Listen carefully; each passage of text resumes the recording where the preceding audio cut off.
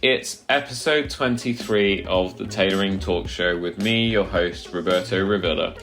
I'm a bespoke tailor, menswear designer, and owner of Roberto Rivilla London Suit and Shirt Makers. This is the show where you join me to spend time with creators and entrepreneurs.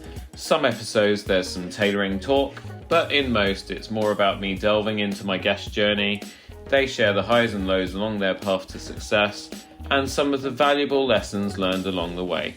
My guest today has travelled around the world teaching people how he went from over $150,000 in debt to retired and financially free at the age of just 32. During his travels, he noticed that success leaves clues everywhere for us. I'll let him explain this concept himself, but it did lead him to write the best-selling book, Success Left a Clue.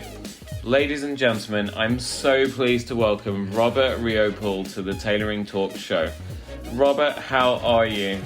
I am excited to be here because not only do you have a great name, but you're also aerodynamic like me. So how does it get any better than that, right?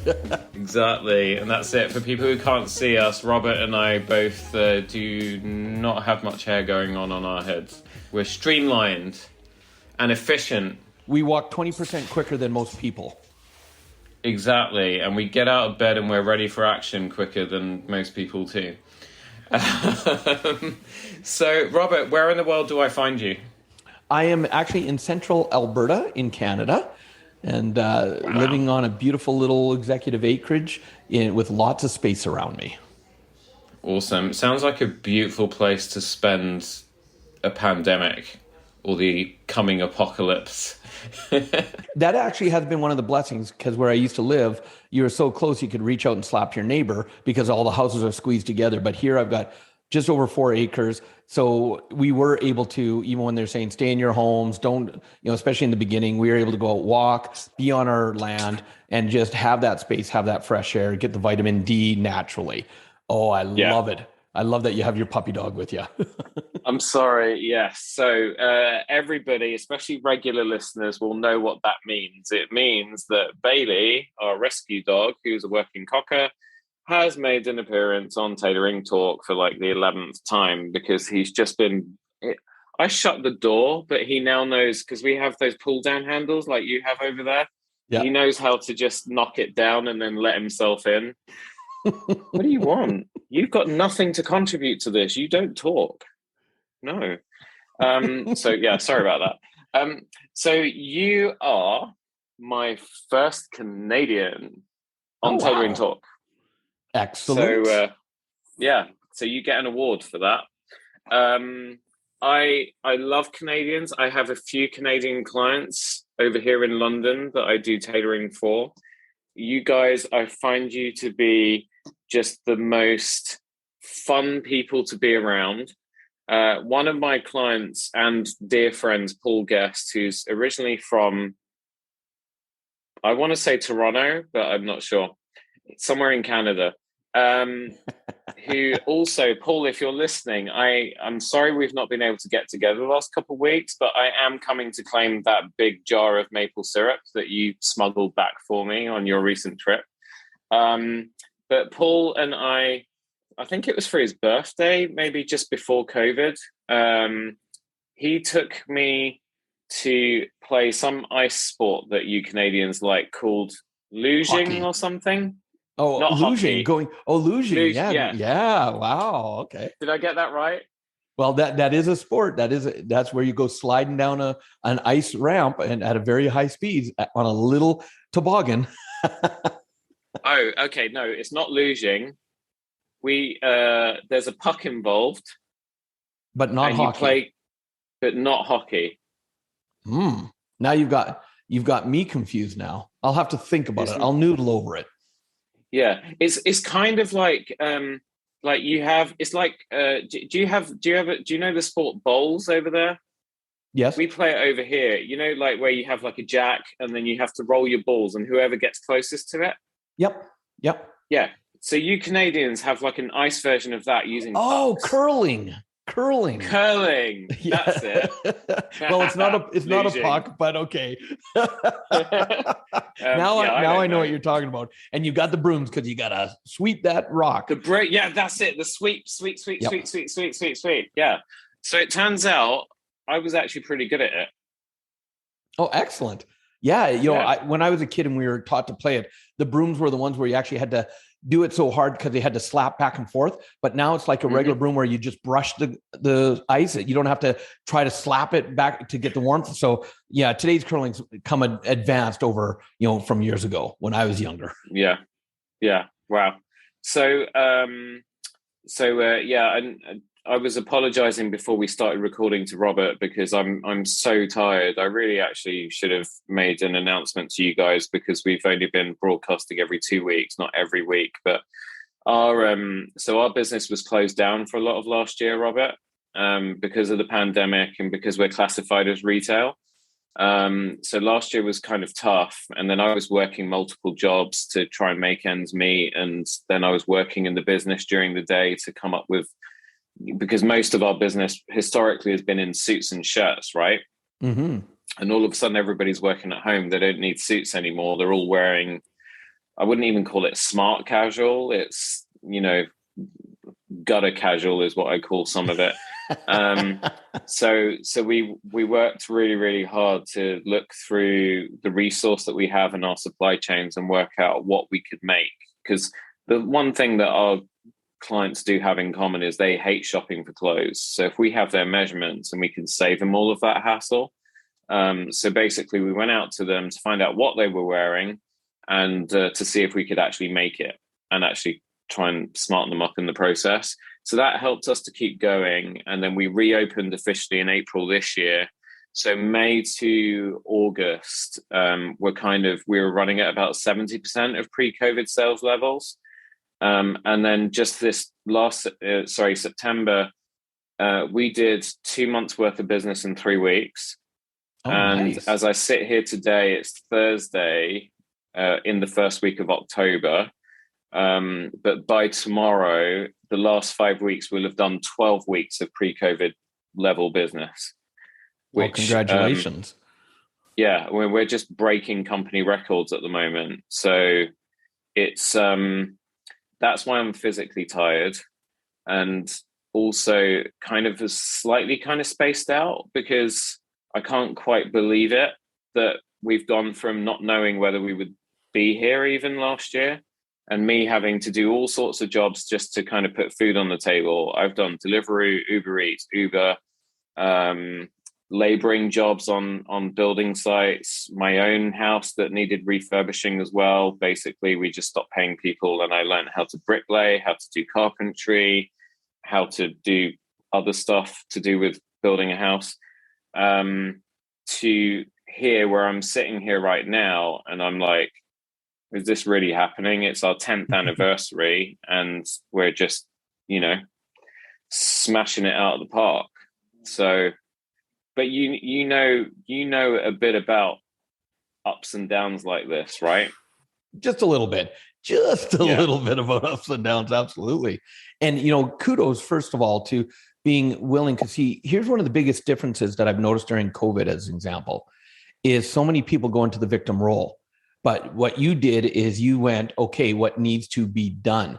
And that's a big decider right there. It's amazing how many people have just shrunk back and let the government support them and I'll wait and ride it out the other side, versus the few percentage wise that go, you know what? No, this is not going to stop me. I'm going to think of another way. And so congratulations on that. There's a reason why you're now having record sales, is because you're not a person that's going to give up. You're not a person that's going to say, this is what's dealt to me. I have no choice. So congratulations on that, young sir. Totally. Man, that's awesome. That's awesome to hear. Thank you. I mean, that long sob story wasn't to get any sympathy from you. It was more to try and awkwardly segue into your first book. but here's the thing, though. But thank you. I believe that everything's perfect because that's kind of, it models my journey. Look, 2010, or sorry, not going that far back, March 10th of 2020, I arrived back home in Canada from doing a 3-day training in India. And then on March 11th, I get locked down because the world changed. And all of a sudden, all of my live events around the world get canceled, hundreds of thousands of dollars in revenue gone.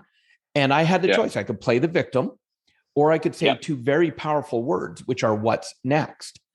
And with that mindset, and so that's which is basically what you did. What's next? Even the fact of how many people would take on learning a new trade just to, instead of having to hire someone, being able to do it themselves, which adds a valuable skill to you, right?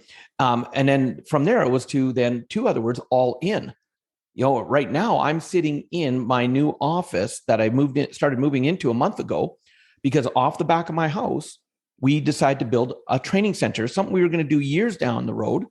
But because of COVID, we went, well, we might as well do it now. And on the other side of the wall is a 1,500 square foot training center.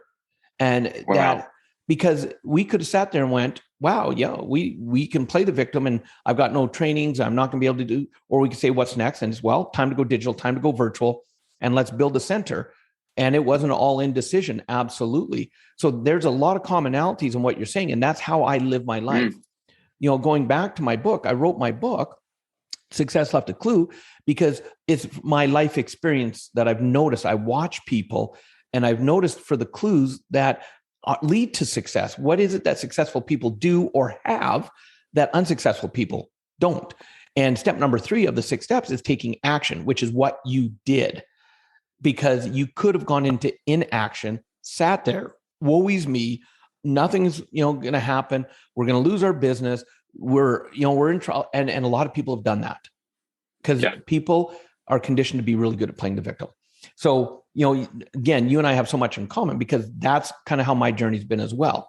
From, getting laid off from my 3rd job by the time I'm 21 to delivering pizzas. There's another commonality, because I'm a newlywed.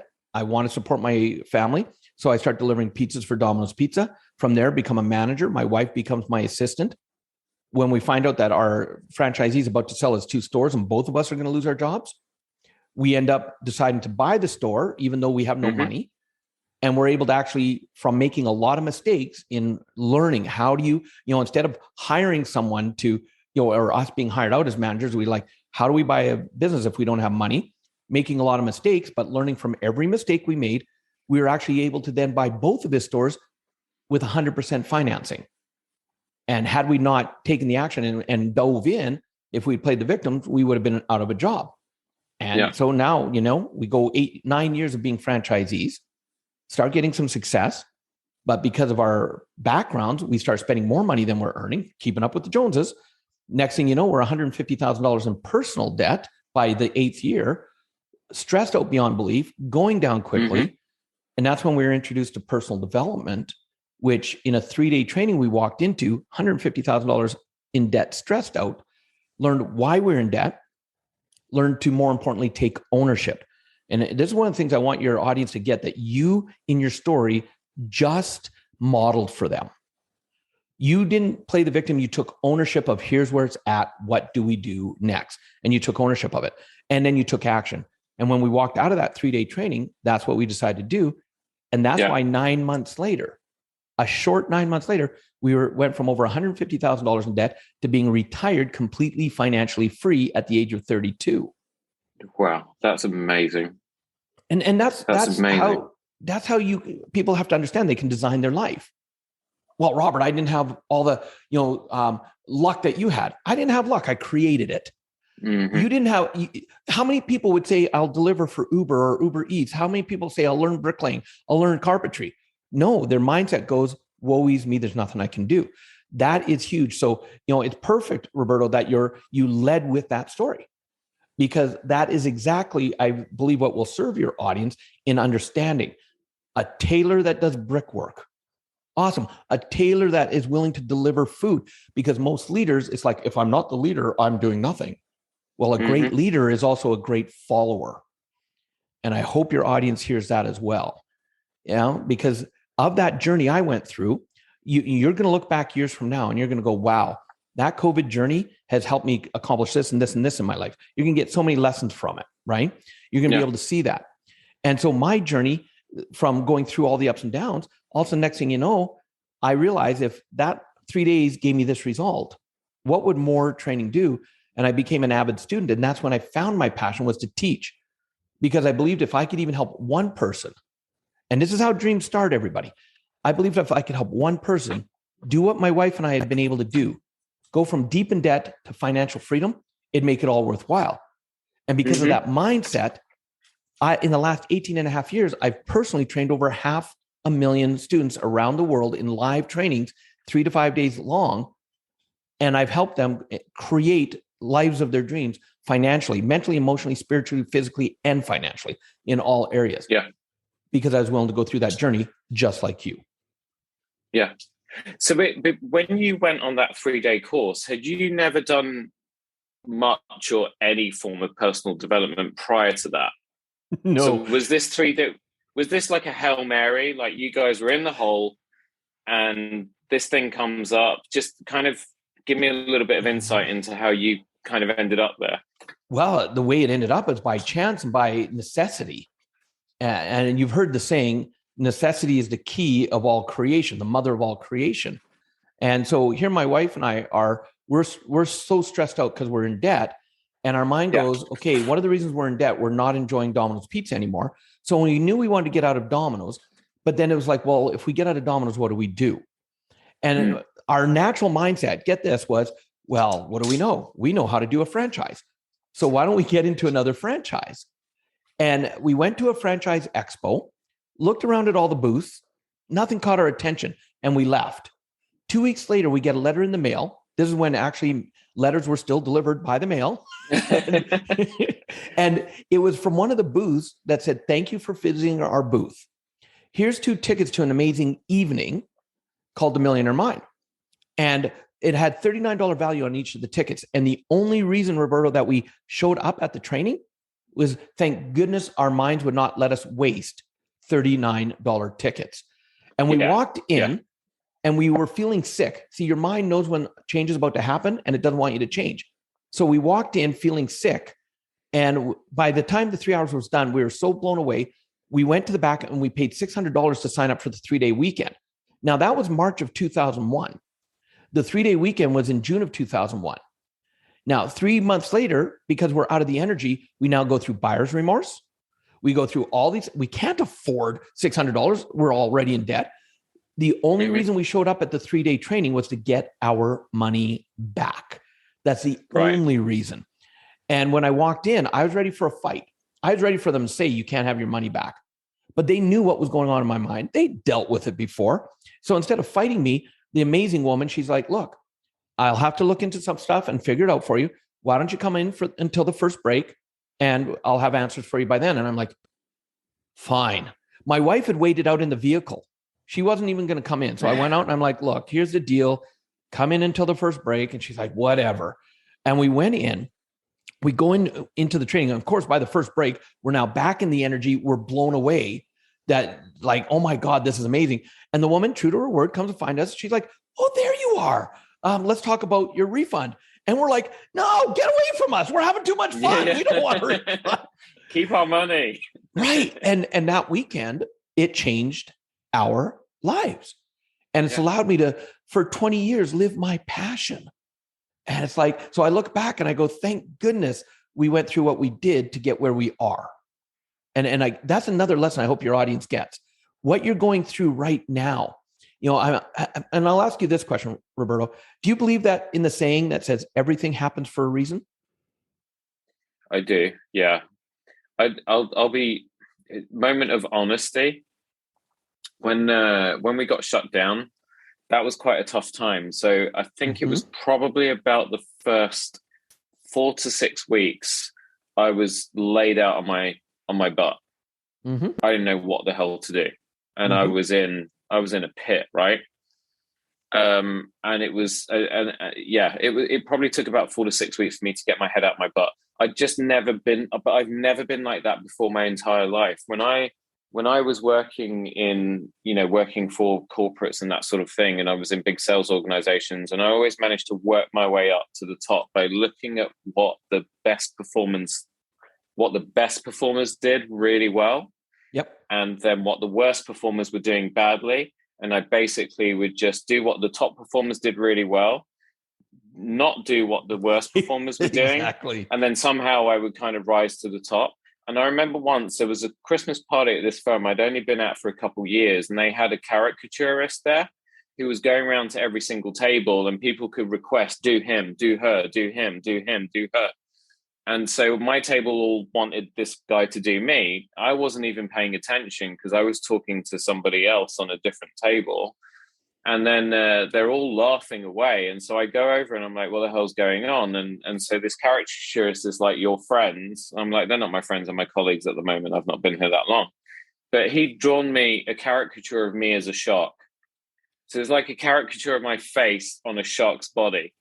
Right. And so apparently I had this reputation of stealing other people's prospects or sales or whatever, which is what they had told him. And that's why he drew me as a shark. But anyway, he showed it to me and I looked at it for a second and I was like, that's actually pretty good. It looks like me. And that's exactly what I'm like. I'm like a shark. I don't stop moving. That's right. That's what I interpreted it as. I didn't take it, right? And that's it. But that's this was the first time last March. That was the first time I'd ever stopped moving. I can't even describe it, but I know, having now experienced that I never want that again. So now when I get,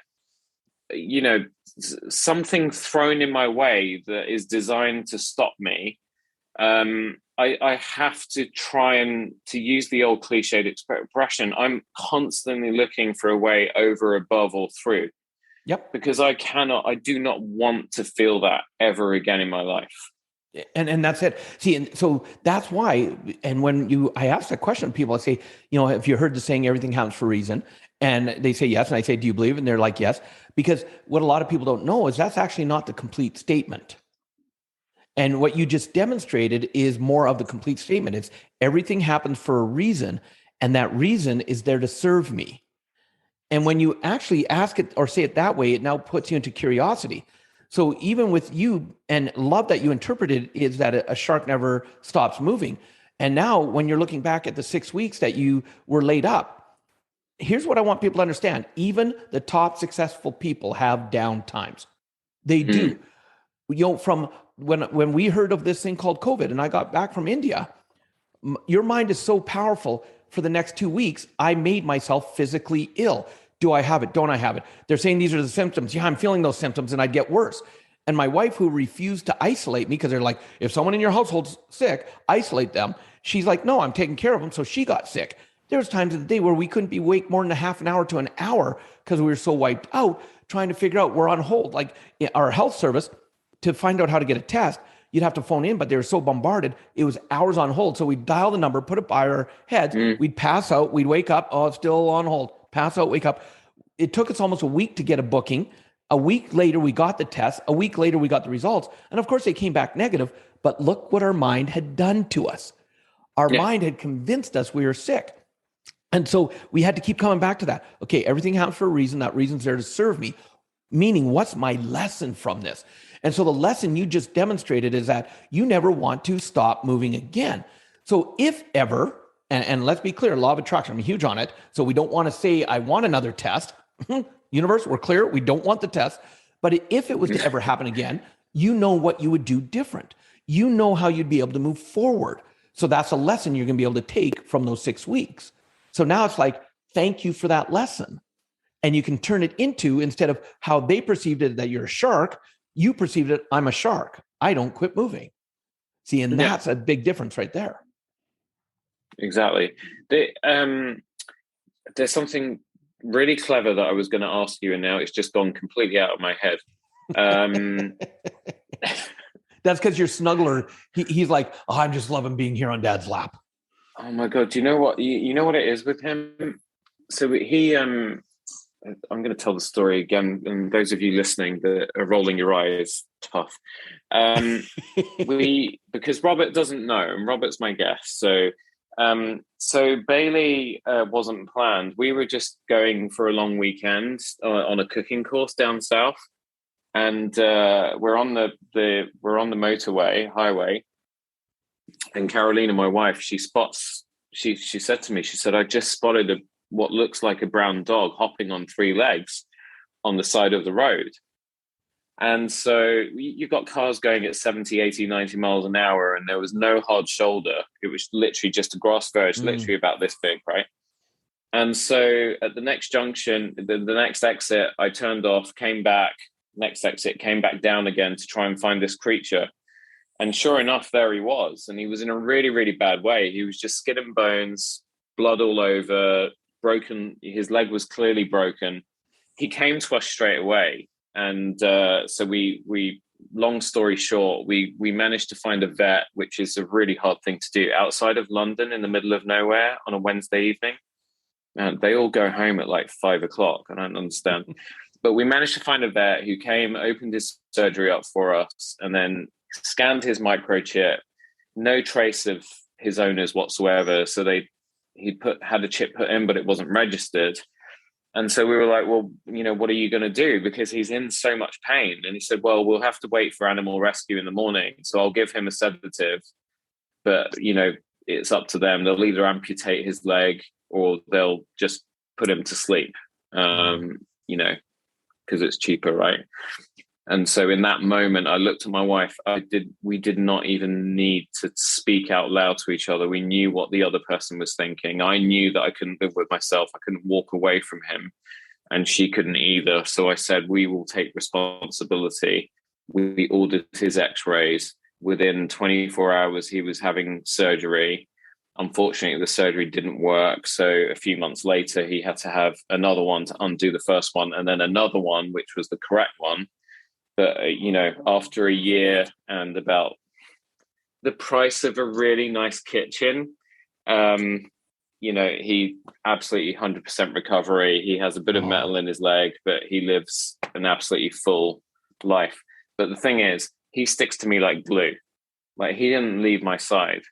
And particularly in the last week or two, where I've just been pulling 20-hour days, and my wife does her best. But I think this is him playing up. He just misses me being around, and he's not really had that before. Can I give you another interpretation? Yeah, tell me. Every time, as the example you've mentioned, it's about the 11th time he's made an appearance on your podcast. And I know how your energy, how you're feeling right now. If you really watch, I bet you he's showing up every time you really need that energy boost, and he's there giving you his energy as a way of helping you out. Because animals, they are so intuitive and they sense that. And I watch. I bet you that's when he shows up the most, is when it's like, Dad needs my energy. I'm going to give him a little boost. I'm here to help him like he's helped me. Yeah, I do agree with you. I'm not sure with this dog, that's quite it. Because you've been watching him, right? Every time I touch him, he goes all gaga. I know, because he knows what that does for you though too. Because it's a two-way street. Yeah, I've been watching him. I've been watching that little sweetheart, and I just love his energy. I love how he's just like, I'm here, and he's very present with you, which is huge, especially because think about this, and this is for entrepreneurs as well. What do you have in your life? One of the things I talk about in my new book is I talk about the 4 phases of life. And one of the phases is called the pamper phase. And the pamper phase is what most people, especially entrepreneurs, either don't think they have time for or they can't do it. And it's taking care of themselves, because you cannot give what you don't have. And so when you talk about, and I'm watching him, he's helping you take care of you, because as you're taking care of him and petting him, you're getting a release, an endorphin, and release as well. And it's assisting with your energy. And because pampering is, and look, I go from where I was overtraining for 4.5 years, never at home, end up getting burnt out. And because I wasn't taking care of myself, I end up going through 2 back surgeries because I forgot to take care of the pampering side of things, right? And so I'm now very aware of it. And pampering comes in all different forms. I've got a cat that showed up frozen on the back doorstep, lost both of her ears to frostbite, skin and bones. And it took me a day to catch her. It's minus 25, minus 30 weather. And she's at our back doorstep at the door. And we're like, look out the door. Like, where'd you come from? Took me a day to catch her, got her into the garage. The moment she warmed up, she became a Velcro cat. We got her healthy, no chip. And so once she was healthy, we said, look, we're going to let you go. If you have a family to go to, go. If you come back, we'll keep you. She came back pregnant. And so we've got her 4 kittens as well, which are all now full-grown cats. And they are just energy givers, because they just love their snuggles, and they can feel when your energy's down, and then all of a sudden they're there. And it's like, and she looks aerodynamic. She's very aerodynamic now because she's got the tips of her ears gone. So, so she looks like daddy. I mean, you've got ears, but you know what I mean? Yeah. All streamlined. Yeah. Oh yeah. She is. and they are all a blessing in our lives. Right. Yeah. And so, And so that's, he gets it. He gets you, Roberto. Yeah. So what did you, so you, just to kind of go back to, this is what I was going to say, actually. So 2001-ish, you're 32 at the time. Sorry, now I've just dated you. And you've come out of debt, success, I guess, if that's the definition of, retired at a very young age, so you don't need to work anymore.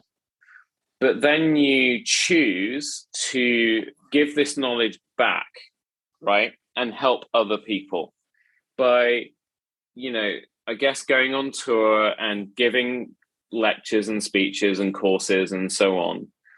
And I guess almost inadvertently, maybe it wasn't your intention because your primary goal was to try and help other people achieve what you had, or at least some of. You build this whole new business.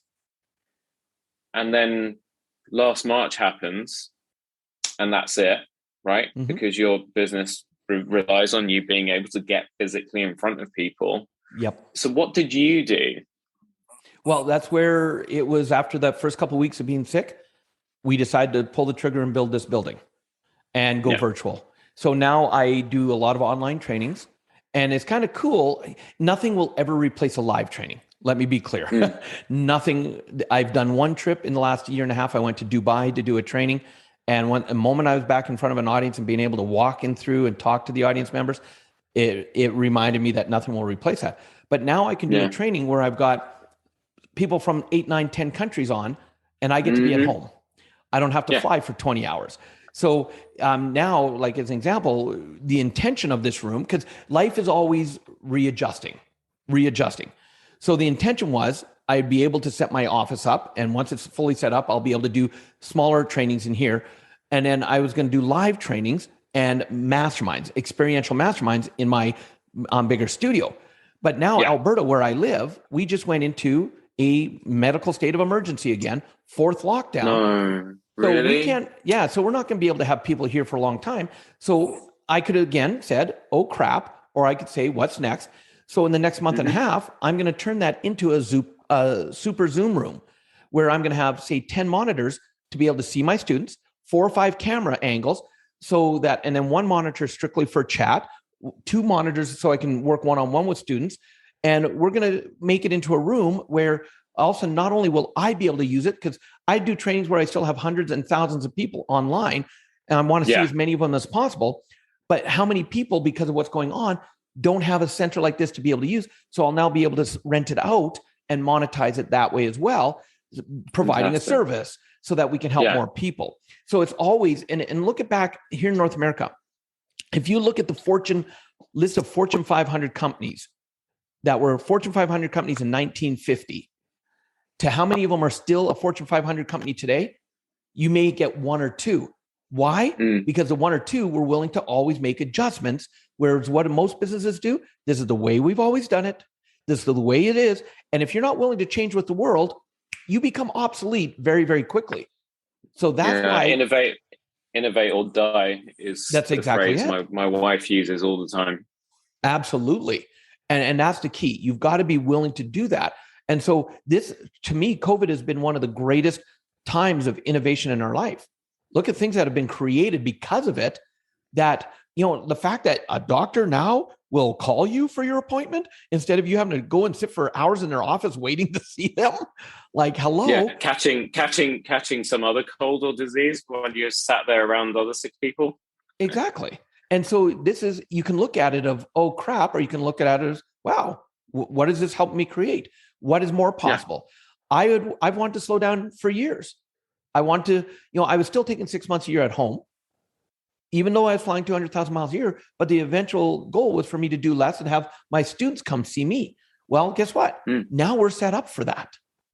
And my students will pay a lot of money to come have one-on-one coaching with me right here, where I can put them on a stage, put them in front of a camera and tweak, adjust, stop them, do this, turn this way, lift your chin up, put that pause in. And so now instead of me having to travel around the world, they'll travel here. So I get to be at home even more. Cool. Thank you. And now when I travel, it'll be my wife and I traveling to have fun. Yeah. So I go, thank you, COVID. Yeah, me and COVID aren't there yet. Well, we're just starting to get there. Yeah, because look, and that's exactly it. Because you are being so real, and I'm being so real. It's people to understand that successful people go through crap as well.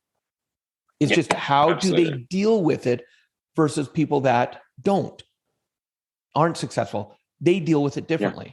We all have ups. We all have downs. No one gets away with just having a perfect life. Yeah.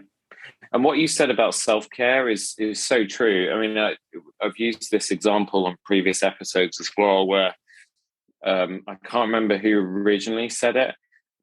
But you know, when you take a flight and they tell you when they're doing the safety briefing before if we, whatever, cabin pressure drops, oxygen mask will drop down, before you help others, fit your own mask first. That's right. That's right. Because otherwise you'll be passed out. You won't be able to help anyone else. Yeah. And that's why self-care is so important. I mean, I got to a point last night where I was potentially going to be at the workroom until about 11 at night. And then I was going to have to come back in again at about 5 a.m. just to try and keep up and catch up. And in the end, about an hour in, I said to myself, do you know what? This is not going to do me any good. I don't even know if I stayed that long, if I'm actually going to make it back here in the morning, and I've got another busy day. I need to just cut this and go home. And actually what I did instead is I invested the time when I got back before I went to sleep in actually just having a look at my diary for the next few weeks and just blocking out some me time, just protected from the rest of the world. One of my favorite things to do is to actually go have a facial. Hey, I love getting whenever my friends manicures and pedicures. It makes you feel amazing, right? It does. And look, you're a tailor. You understand this more than most people. Every time, and I'm sorry, it only happens when I go to Vietnam, but I haven't been to London more than once. So every time I go to Vietnam, and I was going once a year, I book extra time to go in and get my new custom-made suits. And if my wife's not with me, most of the time she's not when I go there, she's on FaceTime selecting all the colors. And she's like, okay, we want a shirt in that color with that color, one with that color and that color. And she designs everything, how they've logoed my shirts. Because when and this is, just like pampering yourself, one of the ways of pampering yourself is to dress so you feel freaking amazing. And I love my custom suits. Because when I'm on stage, I feel like $1 million in that custom suit. And it's like, that's a great feeling, because then it allows me to even give more to my students, because I feel amazing. I can help them feel amazing. And it's people go, yeah, but Robert, suits are expensive. But depending on your business, they can make you more money than it costs to have them. See, my business suit is a business tool for me. Mm-hmm. And so I've been looking forward to our conversation, because I know you would understand that more than most people, being a tailor, right? Because it's about and how do you want your life to fit to you? Do you want to just go to the store and take something off the rack and have a life like everybody else, or do you want to have a life that's been custom made for you? And guess who's the tailor of your life? You are. Plain and simple. See, you're absolutely right about the $1 million thing, because I have one of my clients who. When I first started working with him, he was buying at our kind of lower end, so about $1,000 a suit, and they're still obviously awesome. But the one thing that I do badly is I have not spent enough time educating my clients on cloth quality, technology, and so on, and what you actually get when you spend more money. So my wife has this thing about when I make new stuff for myself. When I use the fabrics that we would normally sell as a suit for £2,500–3,000, she spots it straight away. she'd be like, oh, that's a Dorme cloth, that's Laura Piano, that's whatever. You shouldn't be making anything less than this for yourself. This looks amazing. This has wow factor, right? Mm-hmm. That's exactly. And this is what I explain to my clients. Anyway, this guy, after probably about his fourth suit, I was wearing one of my money suits to his appointment, and he kept ignoring what I was showing him and kept looking at my suit. And so he said to me, he said, what about your suit? And I said to him, oh, this is a limited edition. It's, it's not in your price range. And he was like, well, tell me about it. So I was like, okay. So I told him, this is the fabric, and they only make enough of these to make it, 200 suits worldwide, and then it's gone and that's it. So you get that uniqueness, but the fabric travels extremely well, and there's a lot of technology that goes into the weave process and so on and so forth. I'm going to stop, otherwise because I'm so geeky when it comes to this stuff. But he was like, okay, let's do that then. I just want exactly what you're wearing. I was like, holy crap. Okay, fine. Delivered it. He called me about a month after delivery, and he said, so his job, he works for one of these investment firms. So his job is to really go and meet, high net worth people and organizations and get money out of them. So I guess so that they can raise funds to go buy other stuff. You can tell I don't really understand what any of my clients do. And he went to see some dude in the Middle East, and basically he got the largest investment ever. But he is convinced that the first impression that outfit created is what clinched the deal. Yeah. And then he gave me another example, and I saw him. So now he's buying at that level. And he gave me another example the other day. So he was in Paris recently, and it was Paris Fashion Week. And he was meeting with a potential investor at some hotel location, but there were a lot of bodyguards outside, and you couldn't get in unless you were checked against the list. He walked up in that suit, shirt, really beautiful tie, all the rest of it. They didn't even check the list. They just waved him through. Exactly. And that's how it works, right? It's those first impressions when people, they see and they size it up. And when I started training, I would walk on in a golf shirt like I'm wearing right now and a pair of half decent pants. And then, and look, over the last 18 and a half years, I've done over $100 million in sales from the stage. And when do you think my sales started going up? Is when all of a sudden one of our, we had an assistant trainer or a guest trainer come onto our stage who happens to have a tailor shop in Culver City in California. Mm-hmm. And he actually makes the suits for Dr. Phil. And so he's like, you got to come to my shop. You got to take a look. And when we walk in, the first thing he does is he says, here, I want you to try this jacket on.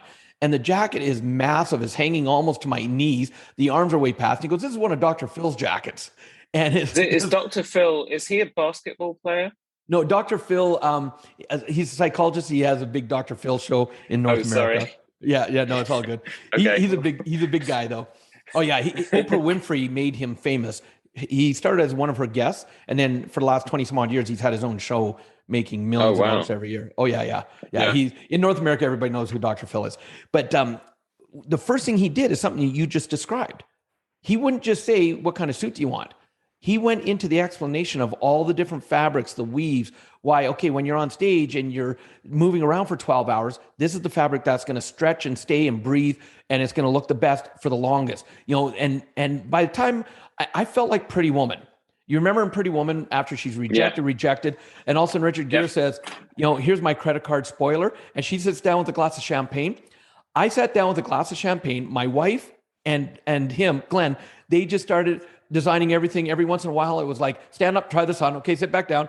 And that was my job, was just sitting down, drinking champagne, trying something on every once in a while.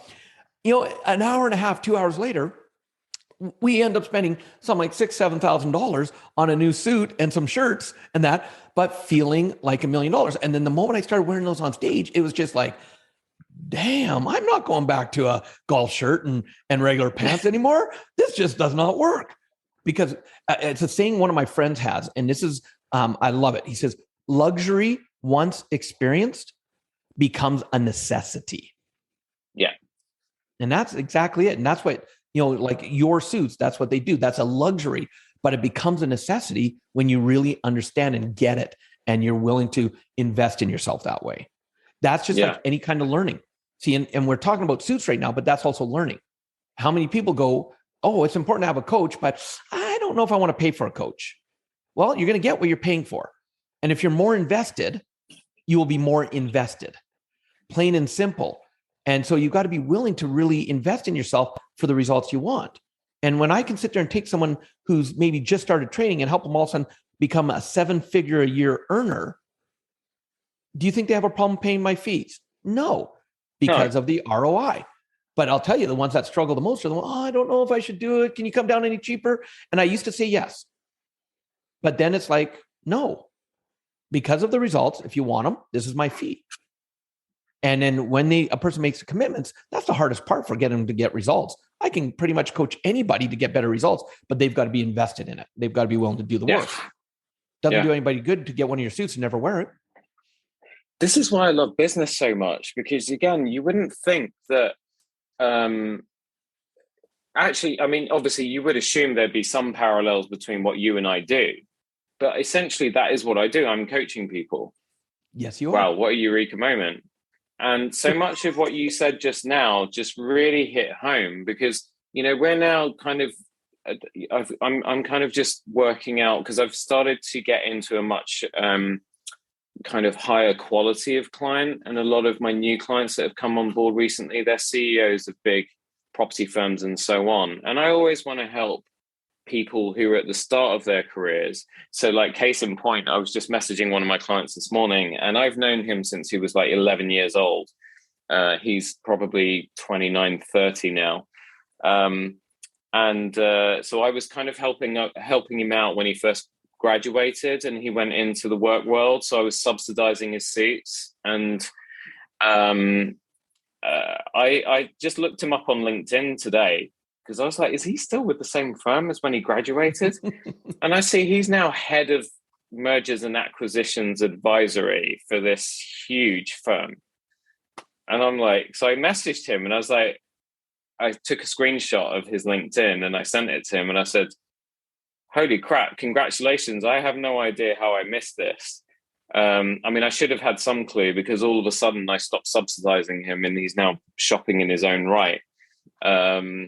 But he then shot back with, he said, yeah, thanks. He said, I mean, thankfully the company's kept me interested and so on. And I've managed to kind of then progress with them. But he said, I think it's largely to do with the clothing. Mm-hmm. Right. So you are a coach. Like, absolutely. Yeah. But there are people, we're going to go through a client cull between now and the end of the year. And I'm just identifying those people who not only are a pain in the neck to work with, but they're the ones who just don't take the advice. They don't take anything that I'm trying to teach them. For them, it's the clothing is just a commodity. They don't give two shits about it. Does that make sense? Oh, totally. Right? They've got no appreciation for any of it. They may as well just go shop off the peg. It's just the only thing I do for them is I just make it a little bit easier. Yeah. But they're the kind of people that if there's, if something needs altering or whatever, they'll bring it back in a, you don't have Tesco's over there. Just think of some average grocery store that you have over there. They'll bring it back in one of those bags and it'll have been sitting under a desk for 2 weeks. You can't work with those people properly. And you can't develop them. Yep. And I guess it's exactly the same in coaching as well. If you've got someone who's haggling over your fee, or is, I don't know whether I should do this or not, and, maybe I could just get what you do out of a book or something, and it's a lot cheaper and blah, blah, blah, which they're never going to do. Because, I mean, how many people buy books with the intention of reading them and they just sit on a shelf and 20 years later, they're like, oh, I think I remember when I bought that thing. I never actually opened it. Yeah. You can't work with those people. Well, and that's it. And that's where in business, you've got to be willing to fire some of your clients sometimes because of that. Like 2 years ago here in Canada, we had, in the city I'm near, we had the Canadian Winter Games for all of our athletes that wanted to go to the Winter Olympics. Mm-hmm. And so it was a big deal. They needed a lot of volunteers. My wife and I love to volunteer. So we said, okay, we're going to take all of February off so we can volunteer for the 2 to 3 weeks.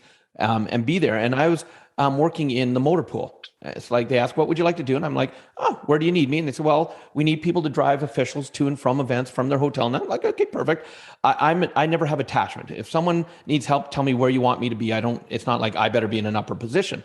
And so we're going along and I'm meeting all these other drivers and volunteers, and we're sitting waiting to be called, and we're having a conversation, getting to know each other. And I'm talking to this one guy, and we're getting to know each other. When he's finding out what I do, all of a sudden he goes, wait a second. He said, where did you do that? And this is the 3-day training I was telling you about. He goes, where did you do that 3-day training? I said, right over there in the building on the fairgrounds back in 2001. He goes, no way. I said, yeah. He goes, I was in that exact same weekend with you. And this is this is now 2019. So 18 years earlier, he was in the same training with me. And he looks at me, he goes, you mean if I'd actually done something with it, I would be where you are today?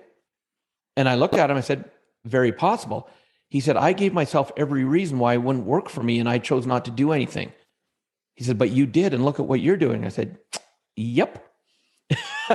Because that is the difference right there. He had the exact same opportunities, but it's what he let his mind take him out and not do it, versus, me and my wife saying, we're doing it and we're going to make it work. Yeah. And that's all areas of life are like that. So when you're trying to, whether I'm training someone to be a trainer, coaching them on how to do their business better, I'm always watching, who do I want to work with? Because my most difficult clients are the ones that they want to know every detail, everything, every I dotted, every T crossed before they put a single penny down. And then sure enough, they become the biggest headaches. And there's times where I just go, you know what? I can't work with you anymore. And I've given full refunds, like, thank you. Whoa. I'm like, no, I'd rather not have you as a client, because I need to focus my time on the people who are willing to take, when I'm being mentored, here's my number one rule. I don't care what my mentor asks me to do. As long as it's legal, ethical, and moral, I do it, because I've gone to them because they know what I don't know. Plain and simple. And so if they sit there and they say, Robert, I need you to go out on a street corner and talk to people at random just to get the practice of being confident approaching people. Okay, great. Here I go. I may be uncomfortable, but I'm going to do it. Robert, I need you to go and do a stand-up comedy night so you get comfortable being in front of an audience that maybe isn't that happy that you're there and aren't going to be supporting. Great, I'll do it, because I know that's how I'm going to develop the skill to be able to do what I do today. And that's how, that's what you've got to be willing to do. Put the work in and be coachable. So many people say, oh, I'm coachable, but as long as, you want me to do that on a Saturday night? No, I'm busy. Okay, whatever. Yeah, exactly. Holy crap. I just added another criteria to my I'm firing you list. This is awesome. And so I don't forget, Roberto, I've got a really good friend in UK that is a amazing trainer, amazing real estate investor. And I want to hook you up to have him come see you to look at your clothes, because I think the two of you will, he's aerodynamic like us. And I think the two of you will have a great connection. Oh, thank you. Thank you so much. I feel like I should have dressed up, actually. But, I'm wearing Paul Smith, one of my heroes. Obviously, training, success left a clue. You've been very, very generous. And you guys and girls listening are in for a treat, because Robert has very, very kindly said that he is going to make available a digital copy of Success Left a Clue. Success Left a Clue for you to download. So I will have that link in the show notes and so on. And you will get so much out of that. Robert, you're working on a new book, The Authority Key. Yeah, that's my new passion. Tell me about it. Well, it doesn't matter what job or business you're in. Have you ever noticed, and you being in the tailoring business, you'll definitely identify this. There can be people that have as much knowledge or even less knowledge and experience as you, but sometimes they make more money. And that happens in all industries. And the question is, why does that happen? Well, it depends on who's seen as the authority versus who's not. And so in the book, the reason I'm writing is because I love to watch people and I love to see what makes the differences. And so the book will teach some practical skills on how to be seen as an authority, podcast, write a book, all those things. But what I really dive deep into is, who are you as the person to be able to handle that authority, to be able to handle the success that comes with it? Because, it's one thing to make money. It's a totally different thing to be able to hang on to it. And so I do a deep dive into understanding what I call the 4 currencies of life, the 4 phases of life, what I call the authority master key, how to thrive in life. And so I put in and I show people how to create themselves as an authority, no matter what arena they're in, even if it's a job. If they like their job, how to be seen as the authority, to be able to get promotions, be able to get raises that maybe they aren't even expecting. Because all of a sudden when people go, oh, I need someone to do this, they think of them. And then showing them how to be able to be the person to be able to handle it. So that's what I'm working on right now, and really excited about it. I'm really excited. When's it going to be ready? Hurry up. Yeah. How about now? How about now? Tell us. Yeah, exactly. Yeah. When are you hoping to have that finished? I'm looking for the first or early second quarter of 2022. Yeah. Okay, fine. So that gives us all plenty of time to download Success Left a Clue. Yes. And learn as much as we can from that. And Success Left a Clue comes with a caveat. Because it comes with a caveat for Success Left a Clue. And all they have to do is go to robertriopel.com, my name, right? Yeah. But I did not write this book for someone to read, put it on the shelf, and make it shelf help. And you had referred to that earlier. People buy stuff and then they put it on the shelf and they don't read it because we're creatures of habit. Because step number 3 is take action, I wrote it as a workbook. There's action steps all the way through it. And I actually say in the workbook, did you do the last action step? If not, stop reading right now, go back, do it, then continue reading. Because I know people are creatures of habit. And I'm going to promise you this. If people actually download the book and do the action steps, they will see that their life changes. Guaranteed. They'll see that they're going to be able to start creating the life they truly would love to have. Yeah. And the authority key, obviously you're doing a certain amount of research. A lot of it is from your own personal experience and everything that you've learned over the last 20, 30 years. How is that going to translate into your coaching programs? Presumably you're going to be offering something along those lines as well for people that want to kind of work out how to reposition themselves, how to really kind of start standing out in their industry as an authority figure and a thought leader and so on. Sometimes, you need more than a book. You need a mentor, a guide, a coach. That's right. And I use one of my things is I call it the 3-2-1 rich philosophy. And that is, and when I talk about rich, Roberto, it's not just rich in money. I believe we're holistic people. So again, the mental, emotional, spiritual, physical, and financial. Yes. And so I've changed my trajectory. Instead of being on stage in front of hundreds and thousands of people all over the world, I'm now taking on some individual coaching members. And so when they download the book, Success Left a Clue, that's going to allow them to start hearing about, I do some online trainings to give them an idea what the authority key is about. So I give them a chance to be able to do that. And when people, if they want to work with me, they can find me on social media and direct message me, because I'm very selective. To work with someone, they actually have to qualify, because again, I'm not going to take on anybody. I'm going to take on people that I know want to make a difference and want to go forward. And so they can direct message me and we can have a conversation about that. Absolutely. Because I love watching people, the fire come into their eyes, sometimes for the first time in years. And all of a sudden, when they start seeing how they can add value as an authority to others and then make money as a beautiful side effect. And yes, that's exactly how I said it. Make money as a beautiful side effect, because they're out to help people and doing it in a way and tapping into their absolute passion. Because to me, when you are living your passion, even when you're having tired days, like you've been going for 5 weeks straight, having record sales. But one of the reasons you do it is because you love to see people dressed for success. You love to see results it brings them. So when you have that fire in the belly, and that's why I cover the 4 phases of life in the new book, is because there's times when there's something called the energy phase. Just like the pamper phase, there's called the energy phase. And when you're in the energy phase, it's time to get stuff done. I can put in an 18-hour, 19-hour day when I'm in the energy phase. Am I tired at the end? Yes. But am I burnt out? No, because I've taken care of myself in the pamper phase.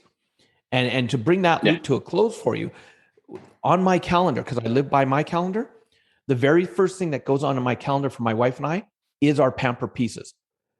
time for ourselves, time for ourselves. Listen, ladies and gentlemen, you may feel like that's being selfish, but if you don't give yourself your own time, you're not going to be able to be as amazing as you can. So time for ourselves, time for each other, time for family, our health, those go on the calendar first.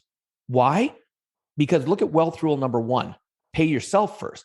So if you're going to do that with money, why wouldn't you do that with your time? Where most people wait to see what's left in time and they wonder why they're burnt out.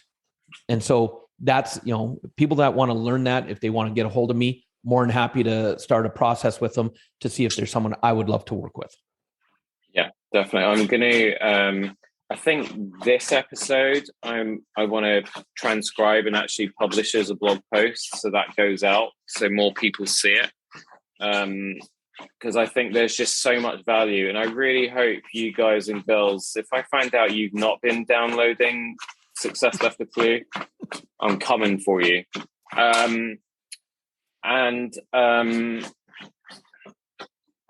Sorry, someone, can you hear that? I can, and that's awesome. I love animals. So to me, that is just awesome. Can I tell you what he's done, right? So what Bailey's done, his bed was the other side of this office. He's dragged it all the way over next to me, and he's now doing the whole pouring thing. Fluffing it up. Making it. Yeah, but I mean, how long has he been doing that for, right? I mean, it's... Bailey, hey, look at me. Go to bed. Wait. Good boy. There. It's not going to last long. I know, but notice how he's trained you to be able to respond to his needs. All he was doing there was getting my attention, right? Because I'm staring at the screen. I'm staring at you. I'm, almost 100% focused on you. So yes, I want to transcribe this episode and actually have it on our website and then publish it out to LinkedIn and so on, because I want more people to be aware of you and Success Left a Clue and your coaching programs and so on. What I would also love to get together with you again, if not before, definitely when the authority key is published, but I hope before. Yeah, look, I love staying connected. I've met so many amazing people, and I love to be connected, because if there's any way I can be of service to assist you, do not hesitate to let me know. Yeah, exactly. And I'm going to have all your links in the show notes and so on, as always, as well. As well as being lecturer, coach, mentor, trainer, author, Robert, you also have a podcast as well, which I just subscribed to a few weeks ago. Tell us about the podcast. Well, I'll tell you, I haven't recorded an episode in about 2.5 years. And the reason I recorded it, just so you know, is because it's one of my clues in my book is to, have you ever noticed when you're truly present, that's when brilliance comes through you and the things that you couldn't think? Well, so one of my clues is write it down. So many times I would sit there and a thought would come. I go, oh yeah, I got to remember that. 10 seconds later, gone, right? So whenever, one of my biggest habits, probably the most used app on my phone, is my notes. And when something comes to me, I write it down. And when I was traveling around the world, out of the 104 episodes, only I think 4 are interviews. The other 100 are me sitting in hotel rooms in Thailand, in India, in Poland, all over the world. And I would sit there and take 5-10 minutes, and I would look at my notes and I go, oh yeah, there's, I wanted to talk about this and this and this. And I'd knock off 3 podcast episodes, all 5 to 10 minutes long. Now, one of the reasons I did it was because I wanted to capture that. But 2, look, I'm a businessman. That information is now recorded, which is also a book in itself when I'm ready to write it. I'm actually taking my 104 episodes and turning them into 6 PDF books, ebooks. Yeah. We're having them transcribed into that. And so I'm repurposing it as well. So it's allowing me, because when I'm in the moment, that's when things flow. So now that's what my podcast is. It's me saying, hey, here's where I am today, and here's what I want to talk about. You basically put your notes out in the public domain. That's what you use your podcast for. I mean, the reason why I mentioned it, I know you haven't recorded for a while, but they're very short, so it's a very easy listen, especially for people who listen to podcasts on a short commute or whatever, or maybe during the working day, you just need to give yourself a 15-minute break with a cup of tea or whatever. So they're very short, but they also just give you just golden nuggets of information that are so valuable, short, sharp, valuable lessons from someone who has just got such a wealth of experience and has been there, done it. I mean, my ship sailed in terms of retiring at the age of 32, but, I can always go for the next milestone, which is, before I'm 50, maybe I could make it there. But or like the next 9 months, right? Even, oh my God, if we could do that in the time it takes to create a human life, that would be awesome. Yep, absolutely. Yeah, you and I are going to be talking. So yeah, but I'm going to put, if that's okay, I'm going to put the podcast link in the show notes as well, because I really, really recommend that people do check you out. And also, even beyond all of that, because Robert does guest on other people's shows, and both visual, YouTube and so on, that just Google his name and see what comes up, and then just dip into all these things that he's been on and done and spoken at and so on, because this guy is just, his wealth of knowledge when it comes to business, entrepreneurship, salesmanship is encyclopedic. So I want to thank you so much for giving me your time today. I'm so glad we've connected, and I can't wait to do this all over again. Oh, my pleasure. And thank you for having me. And I too look forward to staying connected, because I love what you do. I love that you're an animal lover. And so I know there's going to be a lot, and you've got a great name. Hello. How can we argue with that? We're both double R's. Like my, it's a shame that we're not in the same country, because my clothes would be perfect for you, because they've got your initials already all over them. My whole branding is Robert Riopel. It's cool. Yeah. You're a triple R though. I am. Yep. Robert Raymond Riopel. Yep. Exactly. And that's why my logo, and it was cool that my tailor was able to take the logo and monogram it onto my shirt cuffs, because it's a heart, and like you do on the keyboard, the greater than sign or whatever, and then the 3, which then stands for also the 3 R's, and the way my wife designed it, I just love it. So it's been my brand, and it works perfect. Amazing. Robert, thank you so much. I hope you've had fun. Thanks for putting up. Yeah, just a little. Thanks for putting up with my youngest child there. We have 4. Oh wow! And all rescues, or? So Emily, who you just heard barking, she's not the rescue, but the other 3 are. Oh, the other 3. That's awesome. So the other 3 are our beautiful rejects, who we found. And Emily was, she's a designer dog, little princess, all the rest. Do you want to meet her? Yeah, do you want to meet her? Hello, quickly? hello. Grab her. This is all live recording. Emily. Oh, she's been outside the whole time. Emmy, come here. Come and meet Raymond and be on the podcast yet again. Everybody knows her. Come on, you. Here she is. She's a Cavachon. There's a little posh puppy. Oh, look at that face. How old is she? She's going. Oh my. No. She turned 7 3 days ago. Oh, you forgot her birthday. When is your birthday? She said, Dad, I've been trying to tell you. Hello. Well, that's what happens when your birthday's on a Monday. It's kind of awkward. So we'll celebrate this weekend. There you go. So she just turned 7. Oh, that's awesome. What a sweetie. Yeah, when I first started training, we had 3 small little dogs, and they actually traveled everywhere around North America with us. They were our carry-ons, and even hotels that didn't accept dogs, they accepted our 3 because they were so well behaved. And we were putting thousands of people into their hotel, so that kind of goes a long ways too. She started her sales career very, very young, so she was only about 14, 15 weeks, we got her just after Christmas, and my wife was booked to go to India to the Iyengar Yoga Institute for the whole month, and it's something that is not an easy thing to accomplish. That's a story for another time. So I was suddenly left on my own, literally holding the baby. So I've been trying to run a business whilst looking after the 2 cats and her, because obviously Bailey didn't exist at the time. And so I used to take her on appointments with me. Of course. So I had a little bag. She would go in there. I'd have her toys in there, and then I'd go into offices, and then get set up in the boardroom. And I would just leave her at the back of the boardroom inside the bag, praying that she didn't make any noise. But inevitably she would, because she had all her squeaky toys and so on. And, you've got CEOs and, VPs and people like that. And there's all of us, they keep looking towards the back at this bag there. And they're just like, what have you got there? I went, nothing. Have you got some kind of animal in there? I'm like, oh, yeah, okay. And then I'd have to explain why I was, I'm kind of single dad this month.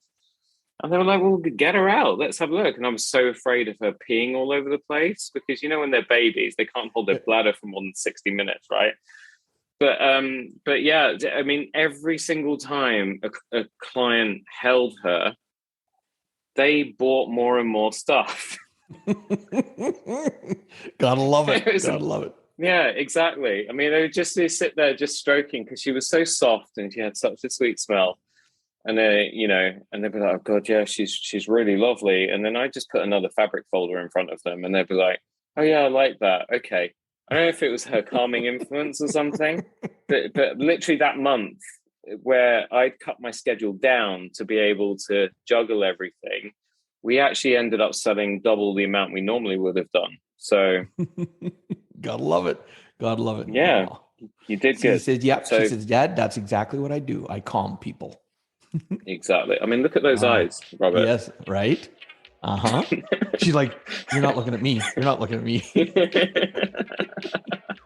Awesome. Anyway, there you go. You interrupted my outro. Robert was hoping to escape. Okay, gone. Robert, thank you so much. I'm so glad you've had fun. All right. Thank you. Nice to meet you, young sir, and look forward to staying connected. There you go, ladies and gentlemen. Don't say I don't spoil you. You had your first Canadian on Tailoring Talk. You had some Luging talk. You had some tailoring talk. You had pandemic survival tips, business tips, retiring early.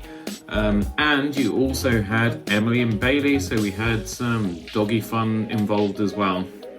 Thank you so much once again for joining me and Robert this week for another episode of Tailoring Talk. If you're enjoying the show, please remember to give us a rating and review if your podcast platform allows.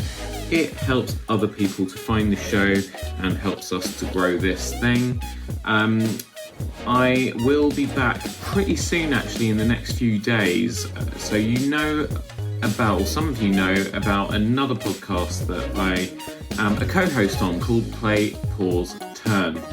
John Evans, Alex Hansford and Mark Holmes are going to be joining me on a very special Play, Pause, Turn / Tailoring Talk crossover episode where we will be celebrating all things to do with the 25th and possibly, no spoilers, but possibly the greatest Bond film ever, No Time to Die. Daniel Craig's last outing as the Spy in the Tux.